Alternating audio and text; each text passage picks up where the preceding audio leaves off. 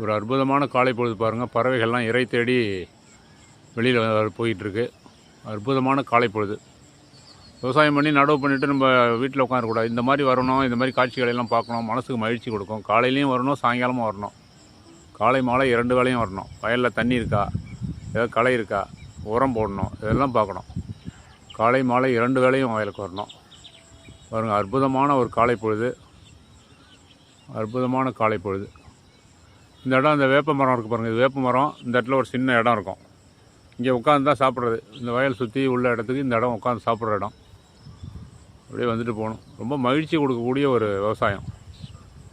2 வேளையும் வயலுக்கு வரணும். இந்த மாதிரி தண்ணி தான் 2 அங்குலம் சீரான தண்ணி, சீராக தண்ணி தேக்கி வச்சுருக்கோமே. இதுமாரி தேக்கி வச்சோம்னா ஒரு 15 நாளைக்கு இருந்தால் களை வராது. ஒரு அற்புதமான இயற்கை சூழல் பாருங்கள். இருப்பிடத்தை ரசிக்க கற்றுக்கணும். நம்ம வெகு தூரம் பயணம் பண்ணாமல் இருப்பிடத்தை முதல்ல ரசிக்க